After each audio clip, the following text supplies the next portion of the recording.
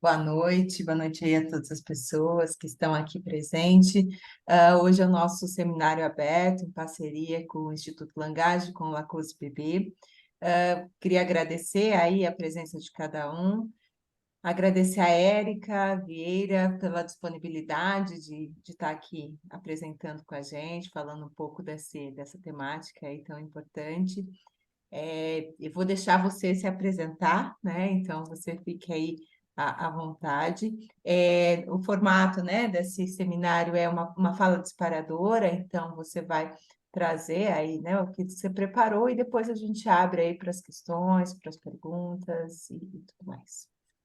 Bom, então, boa noite a todos. Eu quero agradecer à La Casa do Bebê, ao Instituto Langage, nos nomes da Mariana, da Érica Parlato, a Ludmila e a todos que me convidaram aí para falar dessa temática. Então, meu nome é Érica. As pessoas me conhecem mais por Érica Vieira, mas o nome completo é Érica de Savieira Abuchain. Eu sou psicóloga, tenho uma outra formação em enfermagem obstétrica também, foi a primeira formação, e hoje sou docente aqui na Escola Paulista de Enfermagem da Universidade Federal do Estado de São Paulo. Então, o convite é para que a gente pudesse conversar sobre o luto perinatal. E aí, para pensar sobre o luto perinatal, para pensar essa temática, acho que é importante poder situar da onde eu estou falando, né? Então, a hora que eu penso na perinatalidade, eu estou pensando na perinatalidade do momento da gestação até um ano pós-parto, tá? Então, todas as vezes que eu falar perinatalidade, isso por vezes até tem sido pensado e discutido se ele não está já naquele planejamento gestacional. E se ele não vai para além de um ano pós-parto, de um ano de vida do bebê, para 2, 3 anos, a primeiríssima infância. Então, mas por enquanto, um consenso aí, quando a gente pensa na saúde mental perinatal, a gente usa perinatalidade para pensar da gestação até 12 meses após esse parto. E aí, nesse período aí longo, muitos são os desejos e, consequentemente, muitos podem ser os lutos.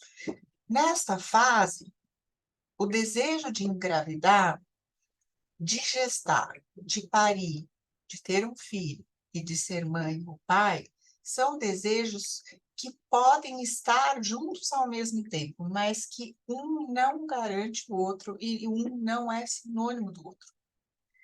Se, por vezes, existe o desejo de engravidar, não necessariamente de gestar. Pode ter o de parir, mas não o de ter um filho.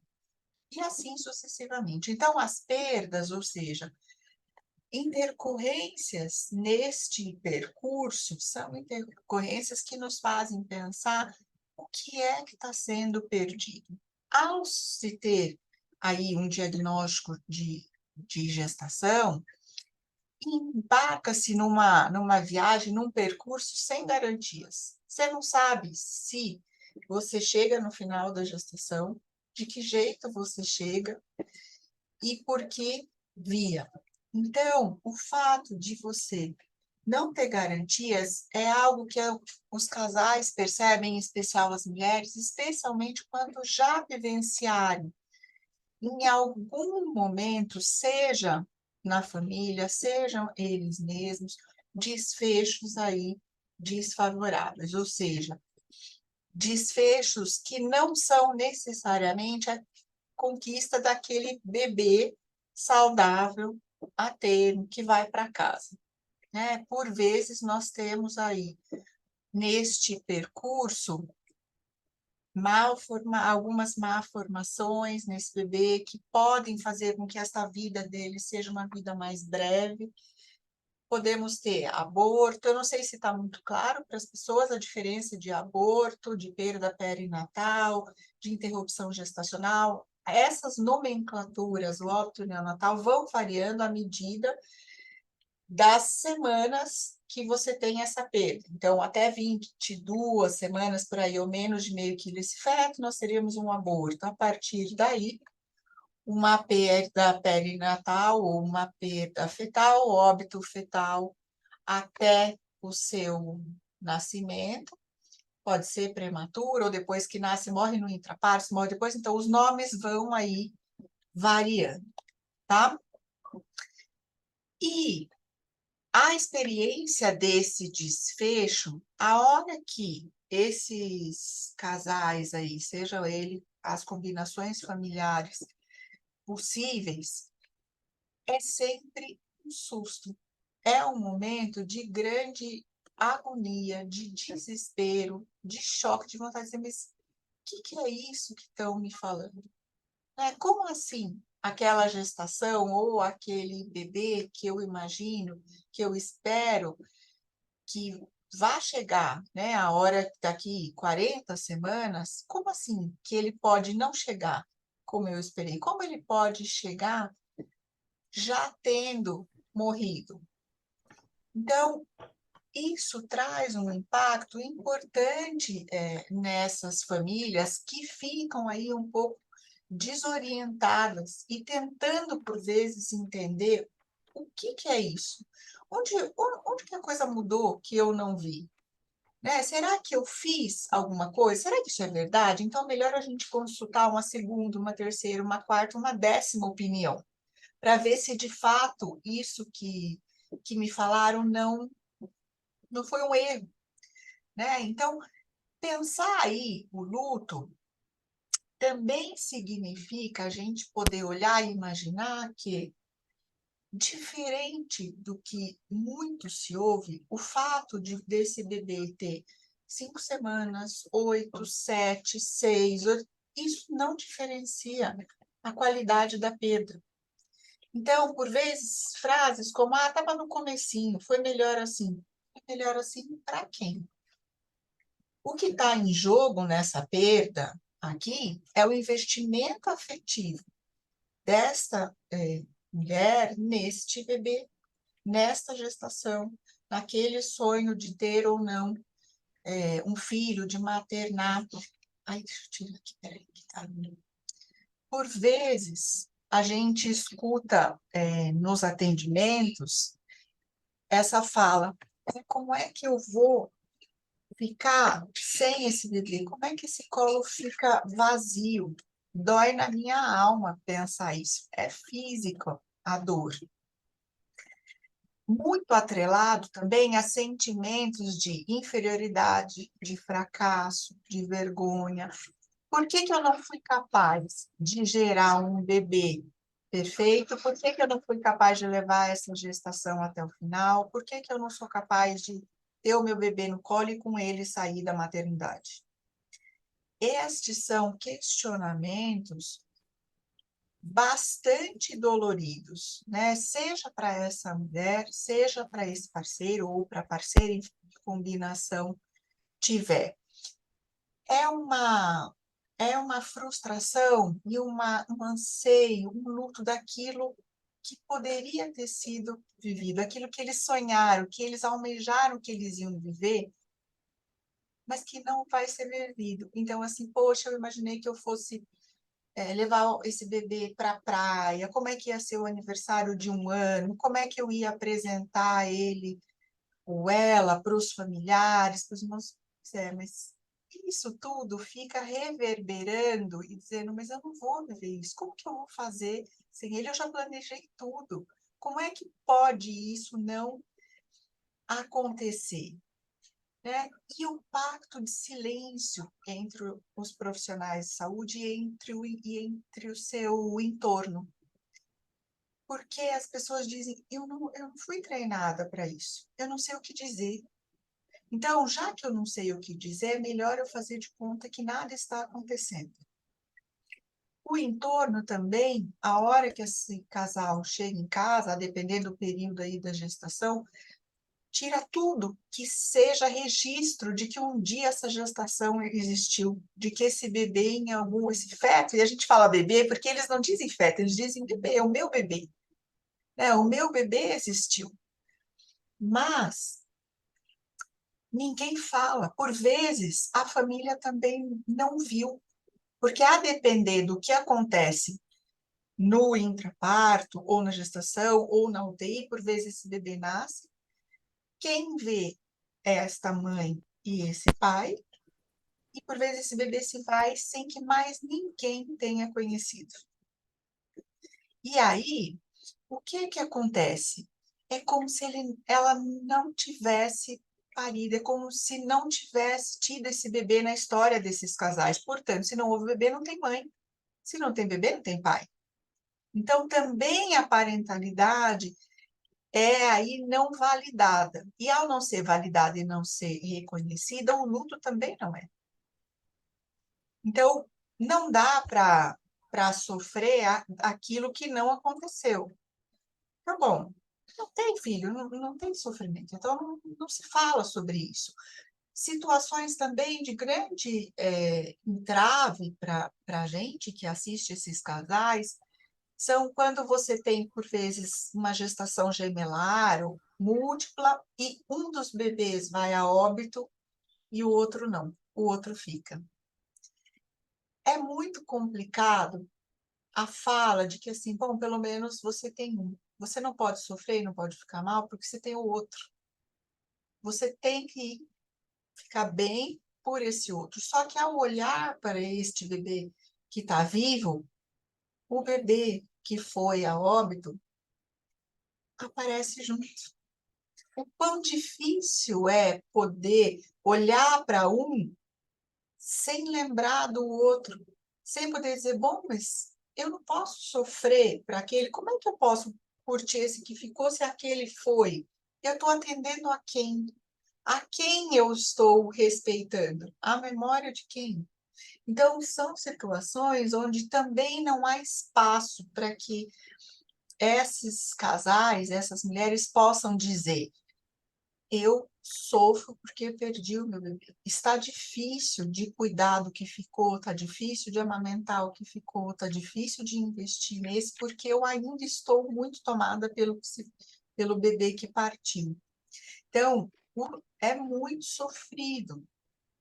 Se eu estiver falando muito rápido, aí vocês me falam, que eu estou dando uma aceleradinha aqui. Como é que fica também o espaço desse pai, desse homem aí que estava junto? Espera-se que, socialmente aí, espera-se que ele seja mais forte para dar conta, né, de receber a má notícia, de passar para a esposa ou para a parceira essa notícia, de providenciar as questões legais, então, de fazer o registro do óbito, de providenciar aí o velório, enfim, o enterro, essas cerimônias de partilha. Mas ninguém pergunta para ele como ele está. Ninguém pergunta como ele ficou com essa perda. Muito difícil que a gente possa também acolher esses homens e falar, bom, então tem mais alguém da família que pode cuidar disso para que vocês possam ficar, então, com esse corpo, com esse bebê, viver, se despedir dessa criança. Desta maneira, que a gente percebe na fala desses homens é assim: eu não posso sofrer agora. Agora eu preciso dar conta de apoiar e de atender a minha parceira.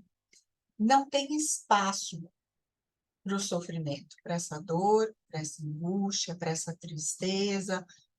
Não tem espaço.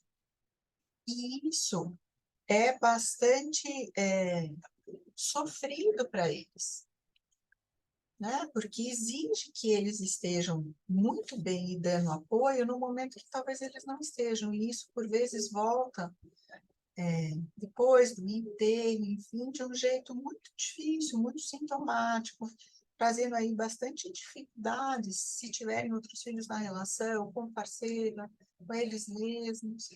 Então, pensar o luto perinatal significa tentar entender que o que se perde está no significado daquela relação. Cada um perdeu algo diferente. Então, eu não sei de antemão, eu preciso ouvir o que é que se perdeu, o que é que foi junto com essa gestação, o que é que foi junto com esse bebê, o que é que foi junto com essa criança, enfim. E para cada um deles é uma perda. Cada um deles envolvidos nessa situação vai fazer um luto. Se tem outros irmãos, quem olha para esses irmãos? Né? Quem é que traz e permite que eles possam ver o irmão que está ali? Como é que a gente tem um espaço para permitir que quem é o familiar que essa família quer que veja, que conheça essa criança? Quando se tem uma perda, qualquer uma delas nesse período perinatal, isso tem um efeito na mulher, no parceiro ou na parceira e no entorno. Então, a gente não pode pensar que assim, só eles estão ali perdendo e sofrendo. Não, o entorno também está. E eu também preciso olhar para que eles possam olhar um para o outro. E como é que eu vou, então, trabalhar? Como é que se trabalha com essas famílias? Pensando no cuidado centrado na família, pensando numa promoção de saúde mental perinatal, e aqui leia-se materna e paterna, e trabalhando na promoção da integração do luto. E aí é importante porque o luto não se resolve, ele se integra. Né? Assim, ele se mescla as rotinas e a vida dessas pessoas envolvidas. E um cuidado também para a questão da saúde mental materna, porque as mulheres nessa fase do ciclo gravídico puerperal têm maior risco de desenvolver transtornos psiquiátricos, como depressão, ansiedade, estresse pós-traumático, luto prolongado. Então, a gente precisa olhar. Uma das formas de se olhar, ou estratégias de se olhar e de se cuidar dessas famílias, é o luto, o cuidados paliativos, as estratégias de cuidados paliativos. Então, a gente, aqui na Unifesp, desde, acho que ano passado, desde o final do ano passado, nós começamos um trabalho conjunto do grupo de paliativo da ANEL com a equipe da medicina fetal para já estar, desde o momento do diagnóstico, trabalhando com a família e com a equipe. Né? Então, trabalhando de que jeito?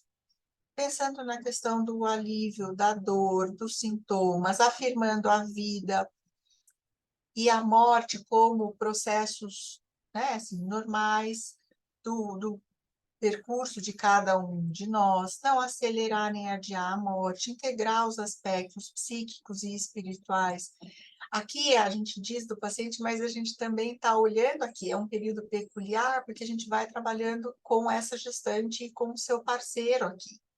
Um sistema de suporte, identificando uma comunicação adequada, uma equipe interdisciplinar, um manejo pré, intra e pós-nascimento e pós-luto. Então, como é que isso se dá? Como que acontece isso aqui na universidade, no nosso serviço, e como é que se preconizam os trabalhos de cuidado paliativo na perinatalidade? Então, logo do diagnóstico, é marcado com essa família ou com quem essa mulher escolher, no mínimo 1 a 2 encontros é o ideal ao longo da gestação. Por quê? Porque ali nós vamos tentar entender o que ele entendeu do que está acontecendo com o bebê dela.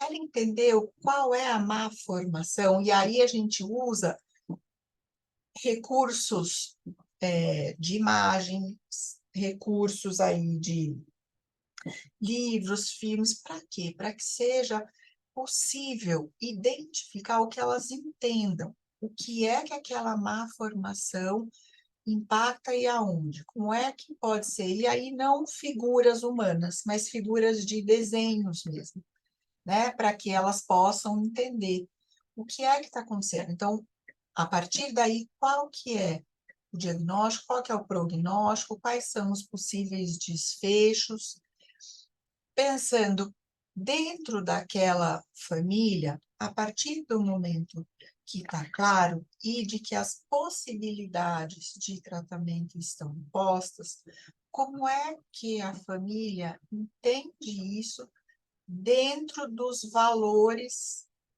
deles mesmos?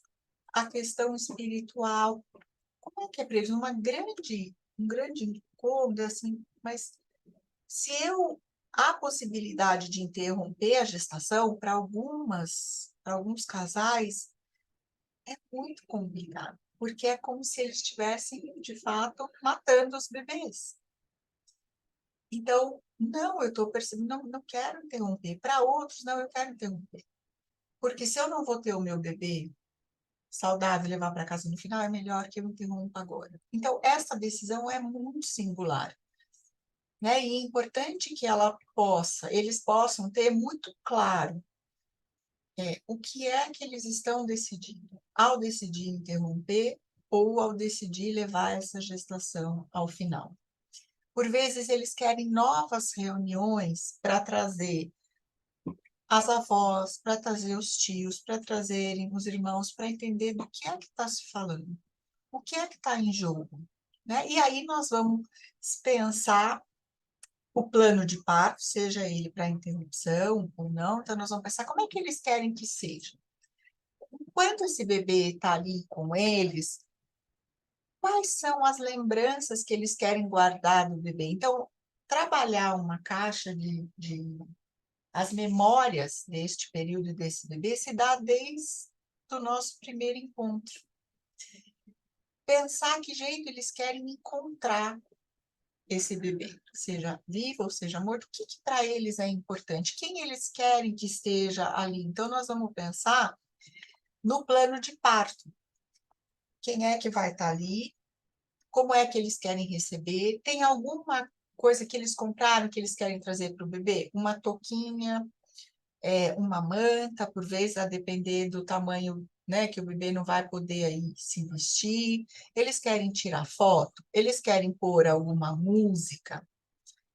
Então, tudo isso é previamente conversado com eles. A gente precisa alinhar com a equipe que está no intra-hospitalar, porque hoje nós não estamos, né, não necessariamente nós do grupo estamos com eles, para que a hora que essa paciente chegue aqui no intra-hospitalar, a equipe já saiba o que eles pensaram, qual é o plano de parto, ou o plano de nascimento que eles têm, o que é possível acolher ali. A hora que esse bebê nasce, se eles querem ou não ver o bebê, quanto tempo vão ficar com este bebê, isso é de suma importância. Eu não quero ver agora. Tá bom. O bebê vai estar aqui, vai estar num determinado local, se a hora que vocês quiserem ver. Se quiserem ver, vocês nos chamam e nós vamos providenciar um espaço privado para eles, para que eles possam ficar ali o tempo que eles entenderem necessário, né? Interagindo aí com esse bebê. É importante que a equipe tenha consciência do quão marcante é este momento na vida dessa família. Por vezes, nós temos aí um trabalho que a gente tem desenvolvido de doutorado, de pensar o legado, né? A terapia da dignidade foi feita para o paliativo de adulto, a gente está adaptando para essa parte, né? Da vida para o luto na perinatalidade. E aí, poder pensar o que esse bebê deixa, o que ele traz junto com ele. Existe uma perda, existe uma dor pela perda.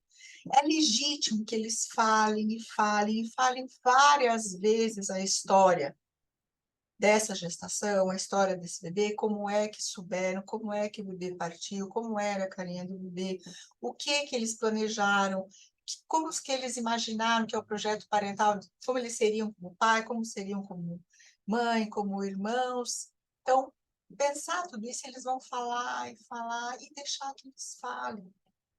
Isso é importante, que a equipe possa ouvir. Eu não sei o que falar, por vezes a gente não precisa falar nada, você precisa estar ali. Você precisa reconhecer, validar e estar presente. E não necessariamente falar alguma coisa. E isso é também um cuidado e um segmento pós-óbito. A gente aqui oferece para eles um segmento até um ano pós-óbito, para que a gente oferece tanto para essa mulher que perdeu esse bebê, né, quanto para o parceiro ou parceira. Para a criança, para os irmãos mais novos, a gente não tem conseguido oferecer, embora reconheça a validade. E tem trabalhado com eles no sentido de integrar essa perda na vida deles. A hora que, por vezes, esse óbito acontece sem que a gente tenha um diagnóstico prévio ou sem que a gente tenha aí planejado, né, ou podido trabalhar isso com essa família. Às vezes, alguma intercorrência ali no trabalho de parto, esse bebê pode vir a óbito, né? E o quão é importante que, a hora que isso se dá, que a equipe possa acolher de maneira respeitosa, poder conversar com esta família, poder perguntar, assim como a gente faria nos outros, nesses que a gente tentou preparar antes, né? Permitir que seja o encontro mais afetivo possível. Claro que ali tem dor, claro que ali tem sofrimento, mas eles podem olhar, eles podem tocar, falar com o bebê, conversar, por vezes, pensando nos nossos bebês, né, mal formados, o cuidado que a gente tem também de apresentar isso para o bebê, para esses casais. Então, por vezes, qual é a parte do bebê que a gente pode apresentar primeiro? Né, assim, nós tivemos, me veio aqui uma das parturientes, né, que depois que o bebê nasce, ela se cobre, porque ela sabia das malformações, mas o terror na imagem dela de como seria esse bebê, ela se cobre com o lençol na mesa de parto. E aí a importância que é poder dizer, você quer ver? Não, então o bebê está aqui, né, está ali num determinado local. Se você quiser ver o bebê, você nos avise. Aí ela, como ele é? A hora que a gente pode contar para ela como é o bebê, o cuidado das palavras na hora da apresentação deste bebê. E aí, ela, o bebê está aqui, ele é de tal tamanho, ele está assim, assado, cozido, desossado, enfim, contando um pouco para ela. Então eu acho que eu quero ver. Posso ver primeiro o pezinho? Posso ver a mãozinha? E aí, não, a hora que assim, ela quis, ela mesma descobriu o bebê inteiro. Nossa, ele não é tão assustador como eu imaginei. Até porque o bebê que ela tem na imagem dela não é aquele bebê concreto que está ali. Então, por vezes, de fato, né, ele pode ser menos assustador do que aquilo que elas imaginaram. Então, poder permitir que este momento seja um momento de encontro é fundamental, né? Pensar aqui que durante todo esse processo, até porque a gente falou ali, né, da questão do parceiro, de reconhecer também essa experiência que ele está vivenciando, que se identifique na própria equipe quem pode ser o profissional de referência que vá acompanhar todo o processo, que possa ser o ponto de referência para esta família, para que eles não precisem ficar repetindo essa história a cada vez que eles encontrarem alguém. Eles dizem, poxa, a cada vez que alguém vinha, quem é você? O que você está fazendo aqui? Mas por quê? Morreu? Morreu quando? De quê? a necessidade de não ter que ficar repetindo isso. Então, se você tem alguém que, ou, né, um material, que diga para eles, bom, então agora nós precisamos conversar com a questão do óbito. Nós vamos lá fazer a declaração, né, pegar a declaração, registrar, vai um pouco contando e nomeando passo a passo, fazendo um pouco essa barreira entre os outros e aquilo que eles precisam ficar, né, ou teriam que ficar repetindo e aquilo que pode ser facilitado. Então, essa também é uma estratégia, um recurso importante. Então, aqui estão, né, as referências e as imagens. Então, era só, de fato, um disparador, né? É trazer alguns elementos, alguns momentos de algo tão complexo. E aí existem inúmeros guidelines e recomendações para que a gente trabalhe pensando na questão da promoção, de fato, do luto, né? Reconhecer esse momento dual, por vezes, eu não sei se é familiar para todo mundo, aquele modelo dual do luto, né? Onde essas famílias, ora, estão estagnadas, numa posição um pouco mais difícil, horas melhor, e isso vai mesmo em movimento, e a gente vai acompanhando e podendo aí conversar e trabalhar com elas. Então, acho que estou no meu tempo, né? Eu dei uma corridinha, acho que eu estou no tempo. Estou aqui à disposição, né, para a gente conversar a partir dessas colocações aí, e que o grupo Foi pensa, se ótimo. isso já é conhecido do grupo. Tem umas Foi carinhas ótimo. conhecidas aqui, Foi ótimo. Várias, Érica. várias. É. Agradeço imensamente, Érica. É um tema difícil, né?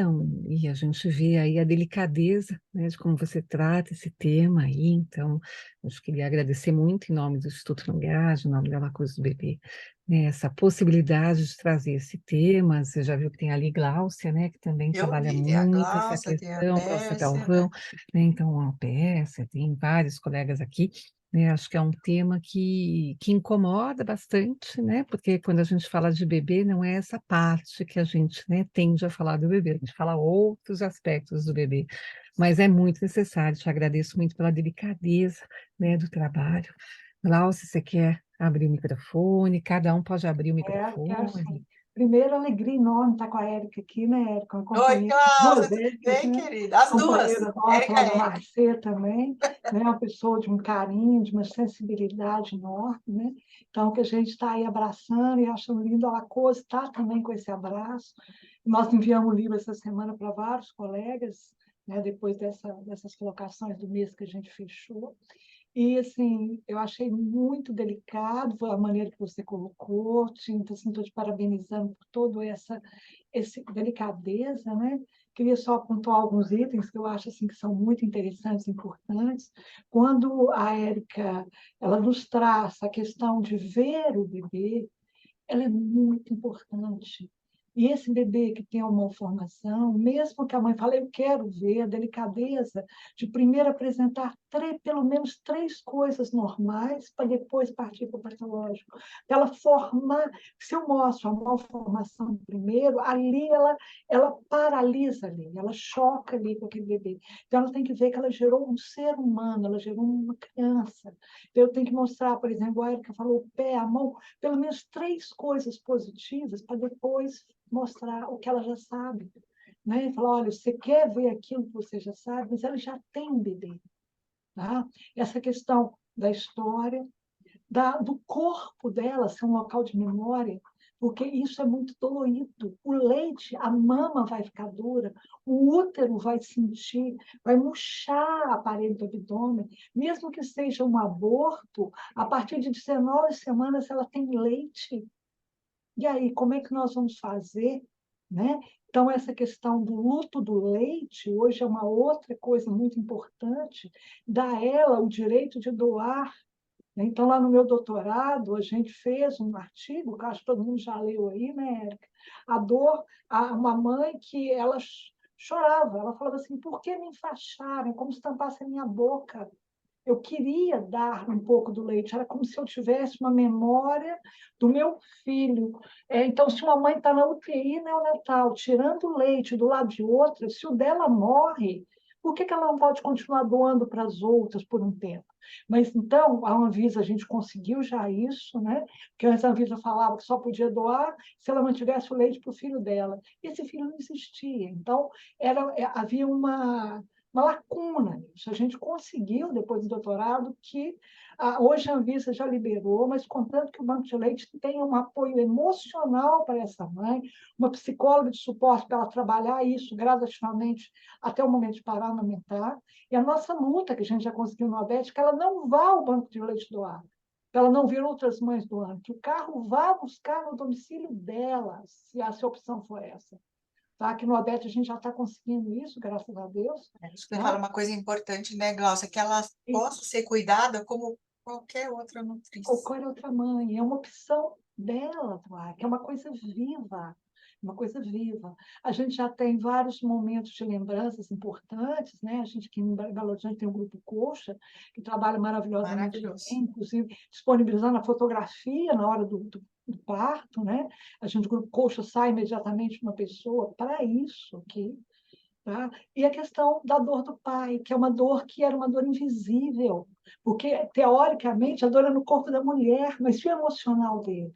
Então, um dos artigos que a gente publicou, né, do doutorado, foi exatamente a dor paterna no aborto. Porque a dor paterna no aborto, ele não tem nem o dia da licença do dia que ela cureta ou que ela interna. Então, o risco de acidente de trabalho é enorme, então essa dor não é reconhecida. Então, nós estamos numa luta insana junto a políticos para a gente conseguir pelo menos um dia para esse homem estar com essa mulher. Tá? Então, assim, a gente está caminhando ainda, por isso que, assim, cada um que pegou o livro essa semana, eu agradeço, assim, de estar reforçando essa rede de apoio, né? Isso não é uma coisa nova, é uma coisa que já existia, que a gente precisa trabalhar cada vez mais. O que aconteceu? A sociedade moderna não aceita o luto, porque a morte virou um fracasso da medicina. E a morte não é um fracasso da medicina, é uma coisa normal. E a questão do luto perinatal é a temporalidade do momento da vida ao óbito. Aí que é o grande problema, é avassalador, porque você espera uma vida e a morte vem junto com a vida.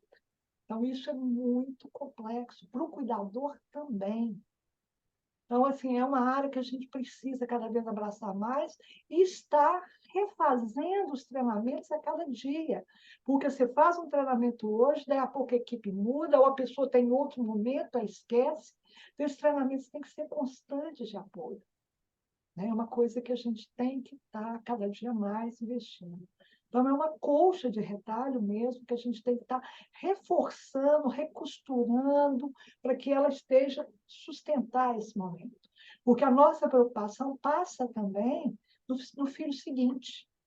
Se eu não trabalhar o luto, esse filho que vem depois, ela vai ter duas opções. Ou ela vai super proteger, que não é bom, ou ela vai negligenciar para não ter tanta dor se ela perder. Então, se a gente não trabalhar as próximas gerações, né, e tem a questão, inclusive, que eles falam, do famoso bebê arco-íris. É um termo complexo, a gente vem até discutindo isso, Érica, porque, primeiro, o arco-íris é fugaz, ele vem e vai embora. Se eu chamo ele de bebê arco-íris, eu já estou pondo um peso nele dessa perda do irmão. E tem o bebê Então, sombra, assim, né, Glaucia? eles estão refazendo a questão do arco-íris como sendo da Bíblia atualmente, que é um pacto de Deus com Moisés, naquele momento de que as coisas agora iam andar bem. Então, e não esse arco-íris, falar assim, ele é um bebê arco-íris. Quer dizer, apareceu um arco-íris, tá? E não um bebê arco-íris. Tá? Então, é uma coisa também que está se refalando. Era isso que eu queria falar, se a gente começar aqui, nós uma noite inteira, né, Érica? Nós uma noite inteira falando. Então, são pontos, então, assim, agradecer a Langage, a Érica, a Parlata, ao Sérgio, a delicadeza de trazer essa pessoa maravilhosa, que é a Érica, lá do Sociedade Marcet, de Saúde Mental, né? Poder estar trabalhando junto e a gente cada vez mais está fazendo o entrelaçamento de tudo isso. Né? Então, assim, eu acho que é importante. Tá, gente? Vou Obrigada, parar porque eu Gláucia. continuo falando. Obrigada, Gláucia. Eu acho que É interessante, né, quando a gente pensa no próximo bebê ou no que vai acontecer com essa mulher numa próxima experiência, e destacando que vai ser história a história, né? A gente não tem como prever o que vai acontecer, mas é importante que todas as condições sejam dadas de acordo com a demanda, né, daquela família, para que a próxima história, né, seja como ela terá que ser, né? A gente não tem aí uma previsão, mas poder oferecer, né, a possibilidade dessa escuta. A Érica falou muito isso, né, das famílias. Família demanda. O importante é ter em cada hospital, né, em cada situação aí, essa possibilidade de ser escutada. Quem mais gostaria de abrir o microfone ou escrever? Fiquem. Não sei se a Erika consegue acompanhar, no chat só tem aí alguns elogios, né? A Laura até coloca que isso vai ajudar ela no tema de TCC. TCC. Então, Tem o livro da Glaucia que vai te ajudar demais. Esse livro, Ô, graças a Kátia, Érica Parlato, porque a gente conseguiu queria dar só autorização uma de palavrinha. impressão, não é? E ele estava em forma de xerox. E a Érica conseguiu com a Langaje, a gente conseguia a preço de custo, um preço muito bom, que hoje a gente passou a fazer isso assim, sem ganhos, um mantendo o outro, né? Então, isso a gente tem que agradecer, viu, Érica Parlato aí, que tem duas Éricas, a gente tem que, tá? Foi graças a Érica, um dia que eu conversei, que me ligou um dia, o Prodete, assim, você tem capa? Eu estou aqui já arrumando. Falei, peraí, eu estou chegando no Odete, eu liguei para um amigo, ele fez a capa, isso foi assim. Então, de uma sexta até no sábado já estava tudo engatilhado para sair. Mas com a gente o ritmo é esse, né, Cláudia? O ritmo é esse. Kátia Reis. Queria agradecer a você, Érica, por essa aula tão sensível e humana, né, e trazendo aspectos, né, que a gente, no nosso dia a dia, eu sou pediatra também, a gente passa batido.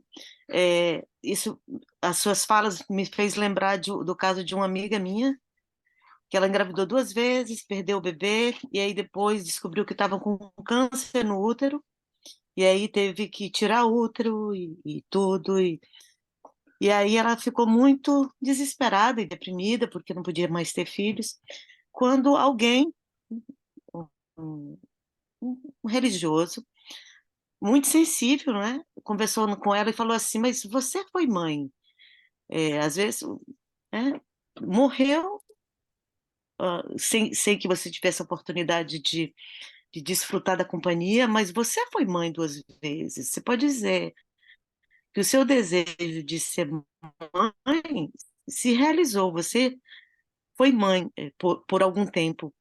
Então, lembrar disso, né? E nós termos a sensibilidade suficiente para prestarmos atenção nesses pequenos detalhes humanos, né? Do ser humano, de respeito à dor dessa perda, assim, que fica para sempre, não é? Muito obrigada, maravilhosa sua aula. E sabe, obrigada, a Gláucia falou tudo que eu queria falar, como sempre. Só mais uma coisinha rápida que a gente está pensando, talvez, em estar montando, né? Aí na França tem um momento muito especial que chama Fleur en Vie, que é um dia, né, que eu ainda quero ter a oportunidade de ver, que é em maio, num domingo, em frente à Prefeitura de Paris, que é feita uma despedida coletiva daquela criança que não deixou um corpo, que não houve a despedida, né? Está lá no final do livro, em que todo mundo da Europa se inscreve, vão nesse dia a família inteira, recebe uma rosa simbolizando a criança, tem mesa de artista plástico, que faz cartão e tal, eles depositam. Então, a Prefeitura de Paris, no final do dia, é pura flor. Né? Então, a gente precisa, talvez, fazer esses movimentos. A Zaira fez um, a Zaira Custódio, no Ministério, fez um similar agora em Florianópolis, no dia da perda gestacional, está pedindo mães que perderam para ir, né, fazer. Então, aqui em Belo Horizonte, nós estamos planejando também com um grupo grande aí de obstetrícia fazer esse movimento. Então, a gente tem que dar momentos para ele, para mostrar que esse bebê existiu, que esse bebê, e tentar nomear esse bebê. Mesmo que ele tenha vivido uma semana gestacional, ele teve um nome de desejo. Então, quando eu ponho uma palavra, um nome, ele passa a ser mais concreto. E a gente hoje tem o direito a fazer a certidão de óbito do aborto, né? Com nome. Já saiu a lei autorizando isso. Tá? Muito Então, tem muita coisa importante. que nós estamos caminhando ainda. Nós estamos... E é continuar. Acho que a Kátia traz uma questão importante, né, nossa e grupo, assim, de que às vezes a gente escuta essas mulheres dizer assim, mas será que eu sou mãe? Né? Como é que você se sente? Não, eu acho que eu sou, então você é. Porque é isso, assim, ninguém viu o meu bebê, por vezes, né? Eu mesmo, meu corpo está na memória, mas ninguém viu, será? Isso é uma questão muito importante, poder se autonomiar, né? E ser validada e reconhecida como mãe, ou como pai, ou como tendo irmão. Você tem irmão? Tenho. Tem um dos casais disse uma coisa tão bonita para nós. Ele falou, sabe, a hora que eu saio na rua e as pessoas me perguntam, ah, enfim, cadê o nenê? Você tem nenê? Tenho uma filha, e cadê ela? A minha filha escolheu voar ao invés de andar. Né? É de uma delicadeza a fala desse pai, né? Que é muito, muito bonito. Acho que a gente precisa mesmo poder falar mais e falar. A gente fez, até estou vendo aqui, a gente fez uma jornada, né, Bia? A Beatriz, que é essa menina faz aí, a gente fez dia 1º, acho, dia 7, não sei, agora não me lembro. Esse mês nós fizemos uma jornada, primeira jornada paulista, e foi muito interessante também poder ouvir. Acho que a gente precisa falar mais e mais e cada vez mais sobre essas experiências, né? Érica, Andréa, boa noite. Eu considero, né, que o tema da morte, do luto, ele é especialmente difícil para todos, né? Então, quando você diz que tem que falar mais, eu concordo, né? Eu acho que a morte ela tem que ser entendida como um processo natural do ser humano e ela existe e a gente tem que conviver com ela, né? E quando você diz, né, que a mãe pode ficar um tempo com o bebê e tal, eu sei que essa questão do tempo depois da morte, ela também é muito atravessada pela religião aqui no Brasil, né? De querer logo fazer um velório para que tenha aquele rito e aí a criança seja enterrada. E enterrada, porque eu também já vi mães que gostariam de cremar e tiveram que ter uma autorização judicial, foi uma coisa muito, muito traumatizante para a família. E eu estava lendo algumas experiências em Londres, né, que algumas maternidades chegam a permitir que a mãe fique até uma semana com o bebê no quarto. Então, eu queria, primeiro, saber isso, né, se tem um tempo ou se é o tempo da família, e também se isso já está acontecendo nas maternidades privadas do Brasil. Então, Andréa, esse tempo tem um atravessamento sociocultural importante, né? Aqui, não vejo que aqui, eu não conheço, né? Quem está aqui no grupo me corrija, mas não vejo que aqui no Brasil, tão logo os casais sejam possíveis de ficar o tempo deles, dias, uma semana, com o bebê no hospital. Acho muito difícil, até porque, em especial nos hospitais públicos, enfim, a rotatividade é alta, né? Essas altas têm sido muito precoce com o bebê, imagine sem bebê. Né? E tem algo do quanto a equipe também não está preparada para poder acolher e entender qual é o tempo que aquela família, né, precisa ficar. Então, eu posso te dizer que o tempo aqui tem sido, sei lá, algumas horas, uma manhã, mas não é um dia inteiro, não. Nós não temos Eu até acabei de chegar de Nova York, fui fazer um curso lá e perguntei do cooler, do bercinho cooler, né, que se fala. E aí elas me disseram, Érica, olha, a gente até tem, mas o que a gente percebe é que a gente não usa. Não usa porque o bebê vai mudar, sim, a temperatura vai mudar, a rigidez. E isso faz parte, as famílias, isso tem feito parte deste processo, né, de poder entender que esse bebê se foi, né, e de ir podendo ali se despedir. Então, que elas não usam. Até onde eu sei, no Brasil nós não temos o cooler, o berço cooler. A Glaucia pode me corrigir, ou a Bia, se souberem. Acho que o hospital privado está tão despreparado quanto qualquer outro hospital, se não Acho que está mais despreparado mais, que o público. Tá até mais mais talvez. despreparado que o público. O que É. a gente tem, o cooler ainda tem, alguns lugares estão questionando, por Tem incrível que aqui no Brasil? pareça. A gente já Não, tem? tem Não, né? aqui, A mas gente ele não não está tem sendo aqui. praticamente usado. Eu É. tive a surpresa de ver um cooler no hospital veterinário, que o bebê que fica, o animalzinho que fica internado, quando ele morre, ele fica quentinho até a família chegar para despedir. Tá? Isso é uma coisa que me assustou até, mas assim, foi bem confortante. Foi a gatinha do meu filho. Tá? A gente chegou lá, eles mostraram que estava no bercinho deles, tipo cooler, e a gente pegou 3 horas depois, ela quentinha para poder despedir. Quem está tentando montar isso é a Heloísa Salgado, né, Érica, que está com um trabalho muito bonito. Esse aqui é o livro da Já tem Heloísa. o guia, Ela está né? praticamente com o protocolo já montado. Ela está montando, junto com o Ministério, um protocolo para ser feito um uniforme no Brasil inteiro. Né? Ela está trabalhando, isso está quase sendo publicado. Eu tenho até que conversar, porque já estava para ter sido, né? Eu não sei o que você tem, se você tem tido contato com ela. Ainda não está, tem. A gente está aí, a gente tem feito aí algumas parcerias, a gente tem se conversado. Ela trouxe um tanto de material aí agora da última visita que ela foi para o Reino Unido, mas ainda não está Então, a gente não tem isso. E o tempo, pronto. realmente, a gente aqui no Brasil, a gente tem horas. Né? A gente tem São horas, a horas. gente não tem dias. Porque eu acho que até dinamicamente para a família, se eu pensar num tempo de luto, o tempo de luto é muito grande, é 6 meses. Então, assim, aquela que a gente teve que ter um tempo ali, um tempo temporal de cada um, e tem que ser encerrado para se começar um outro processo. Então, tem que alguém fazer um fechamento. O tem que ter é uma equipe preparada com psicólogo, igual o leite.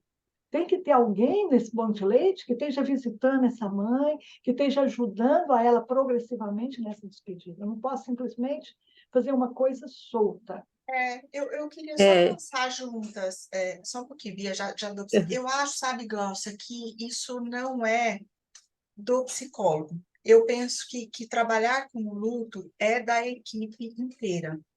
Claro que talvez existam conteúdos que, por vezes, precisam ser melhor Uhum. trabalhados, acolhidos, com uma profundidade maior, mas estar preparado para dar a notícia, para receber essa mulher, essa família, esse bebê na sala de parto, para criar um espaço acolhedor e privado para que eles possam ficar ali com o bebê e a equipe suportar aquela dor, isso tem que ser da equipe inteira. Porque, infelizmente, a nossa realidade é que psicólogo não tem. Na maior parte dos hospitais não tem. Então, e mesmo que tivesse, precisa ser de todo mundo. É um pouco como o alentamento, Glaucia. A gente precisa treinar do porteiro da entrada até o alto escalão. Todos precisam saber como é que eu manejo. Isso é idealização, mas seria importante que todos soubessem como é que eu trato. Concordo. Né? Como é que eu posso abrir exceções de assim, o bebê morreu, ai, não, criança não entra na UTI. Oi? Ele nunca mais vai Como ver. Ele nunca mais vai ter oportunidade de poder conhecer esse irmão. Então, a gente precisa pensar. Bia, desculpa, te interrompi. Tem Cláudio Xavier também, que tinha levantado a mão. Eu queria agradecer essa apresentação muito importante e bom conhecer você, Érica. E eu queria só comentar que eu acho que nas UTIs neonatais existe assim a questão dos gemelares que você comentou, né? Que é algo muito frequente, né? Muito frequente. E o quanto as equipes, eu acho que a gente já evoluiu muito, pensando, né, de anos atrás, estava até lembrando agora uma situação que eu nem me lembro quando foi isso, acho que 1990, alguma coisa assim. E um bebezinho tinha ido a óbito. E eu estava muito ligada a essa mãe, acompanhando o bebezinho e tudo. E aí vários se reuniram, isso foi na Santa Casa de São Paulo, acho que em 1990, alguma coisa assim, mas algo que eu não esqueço. E eu estava preocupada, assim, pensando quem que ia dar essa devolutiva, né? Quem que ia falar com essa mãe? Né? Porque era uma mãe, né? Além de tudo, assim, a conexão que eu já tinha com ela, eu fiquei preocupada. Desculpem os neonatologistas aqui, mas eu falei, gente, precisa ser um neonatologista com muito jeito, né? Porque ninguém. E eu lembro que na hora os médicos estavam assim também muito confusos. E a gente fez uma roda e aí pensou, bom, vamos pensar aqui quem vai falar com essa mãe. E foi bem o que você está falando agora, né, Érica? É algo da equipe, né? Assim, estávamos vários profissionais ali, podia ter sido eu na hora acho que teria até me apavorado, mas enfim, tinham vários profissionais, e hoje a gente já vê, sim, né, muitas equipes estudando, fazendo cursos para se capacitarem, não é? Porque isso é, infelizmente, algo frequente, não é? Então, quem serão esses profissionais, não é? São profissionais ali da equipe que estejam mais preparados, não é? E talvez mais vinculados também a essa família, não é? Agora, com os gemelares, eu acho algo assim que precisa ser muito trabalhado, né? Porque é muito difícil para essa família, né? Que permanece ali com outro bebezinho e tá lá o outro bebezinho e sempre que a família vai apresentar esse outro bebê, não ela está apresentando aquele bebê, mas e o outro bebê? Assim, eu acho ainda muito pouco, né? Muito pouco trabalhado E e essa poder falar para esse continuidade. bebê que ficou que ele tem um irmão. Ele não está Exato. ali, mas que existe, ele existe, né? Um irmão, ele teve um irmão. Acho que também tem que conversar com Eu acho esse que tem bebê. da voz, da família também, que às vezes eles mesmos falam. Nós tivemos um caso lá no Nordeste, quando eu ainda não tinha aposentado, em que um gemelar morre na sala de parto e o outro vai para o UTI. Então, na hora que nós fomos fazer a despedida desse gemelar, uma tia paterna entrou, junto com o avô materno, e ela virou para a mãe e falou uma coisa assim que mexeu com todo mundo. Falou, olha, ter é diferente de ser. Você foi mãe de dois, Deus, eles eram evangélicos, Deus te mostrou a potência que você tem de maternidade. Mas você aqui vai ficar com um. Ele quis te mostrar isso. E voltou com esse lá para cima nesse momento. Então, a tia fez esse trabalho. Então, às vezes, a gente tem que É, ouvindo, ouvir, parar um pouco, falar menos, ouvir mais. A nossa época parlada fala menos é mais, né? é. Então, às vezes, dá voz à família. E o avô, nesse momento, virou e pediu água para batizar e falou que as águas do Rio Jordão levem essa criança para o local que ela veio. E agradeço a ele todas as alegrias que nos deram e mostrar o potencial da nossa família de poder ter recebido essa criança que está indo embora agora. Então, a própria família, a gente saiu dali, assim, a equipe saiu confortável. Então, às vezes, é isso que a gente falou, a gente dá um tempo para ver quem ali está mais preparado, e às vezes é a família, né? Ou é um religioso. O Ah, eu ca- já tive pai que já veio, né, extremamente mal formado, no meio da pandemia, que eu fui lá fazer a sala de parto, fotografar para eles, porque eu já conhecia a história, me pediram. E o pai foi com água benta, que o padre que casou eles deu para ele fazer. E foi uma cerimônia linda, que durou 10 minutos, a vida dele, do momento que ele nasceu até o óbito, durou 10 minutos. Gente, foi um dos batizados mais lindos que eu vi na vida. Sabe? O a- pai acolheu, deu para a mãe, a hora que ele morreu, ela falou assim, agora vocês podem levar, porque ele já não está mais com a gente. Tá? Então, o- acho que nós temos que dar o tempo deles. Esse tempo não é hora, às vezes é de cada um, é o tempo de maturação de um processo de luto, que vai durar anos, né? Só a última coisa aqui, outro dia eu me dei no plantão o prazer de estar com uma R4, que foi minha paciente. E ela me lembrou uma coisa de anos atrás, que eu não sabia, que ela era louca para ter um irmão. E ninguém contou para ela que ela tinha tido um irmão que tinha morrido antes dela. Que um dia que ela estava com 8 anos, mais menor, ela falou assim, eu queria tanto ter tido um irmão, que eu virei na sala para ela. Mas você teve, tem aqui anotado. Você teve um irmão antes de você, que morreu, que nasceu com um defeitinho e morreu. O pai e a mãe, ela falou que lembra que ela ficou numa alegria incontida, que chegou em casa, começou a procurar, pedir a eles foto, coisas de gravidez que ela queria ver, e que o pai e a mãe ficaram lidos, ficaram uma semana sem se falar. E ela, numa alegria, assim, tipo, ela me contou isso outro dia. Olha que imagina, seria ela hoje residente de obstetrícia, tá? Está fazendo, já entrando em alguns cursos da Langaje aí, comprou os livros que ela está trabalhando com bebê de proveta, né? Ela já comprou os livros todos da Langaje. Foi me contar que ela soube do irmão do meu consultório, que isso para ela foi uma felicidade enorme. Que, no fundo, depois os pais ficaram aliviados, que aí eles começaram a levantar para ela, que eles tinham uma caixa, tinham tudo, mas ela nunca soube durante 8 anos. Olha Bom, como é que é o vou silêncio. ter que te fazer um corte, né? A discussão tá boa aí, mas acho que eu tenho um adiantado aí da hora. Eu vou deixar aí a Beatriz, né, que já está de mão levantada há um tempo, né? Você falar aí para a gente fazer o encerramento também. Pode falar.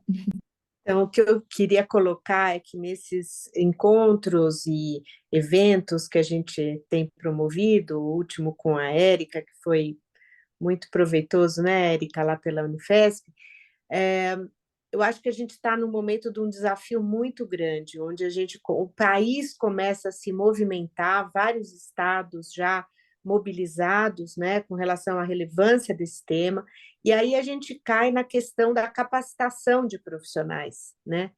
E com certeza o protocolo que vem vai ser fundamental, né? Que a gente espera que seja muito utilizado e respeitado, mas a gente tem um país com tantas diferenças, né? Com diferenças culturais, de raça, de origem, de cultura e tudo mais. Então, a gente incorporar essa característica brasileira nas capacitações, de que maneira a gente pode chegar e falar com uma mãe que perdeu um filho, né? Então, entender de onde vem essa mulher, de que região ela é, qual é a origem dela, quais são os antepassados, os antecedentes e tudo mais. Então, eu só quis gostaria de colocar o desafio que a gente tem, né? Tão grande, e como nós vamos precisar realmente de muitos braços. Eu gosto sempre de lembrar do movimento de humanização do nascimento, né? Hoje, a gente chegar numa maternidade e quando o porteiro que recebe uma parturiente sabe de que maneira é a melhor abordagem para essa mulher, hoje a gente sabe, hoje o porteiro consegue ser treinado, né? Toda a equipe de enfermagem, todos os profissionais que estão ali presentes estão capacitados, só que a gente precisou de um movimento grande de humanização do nascimento. Foram o quê? 15 anos por aí, né?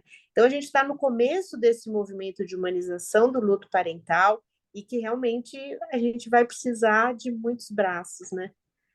Era isso, só essa colocação. Obrigada. Obrigada. Maravilhoso, maravilhoso. Obrigada aí a fala da Érica, acho que rendeu bastante discussões, né? Me fez lembrar da época também que eu fiz aí um trabalho dentro da obstetrícia. Acho que obrigada a presença de todos.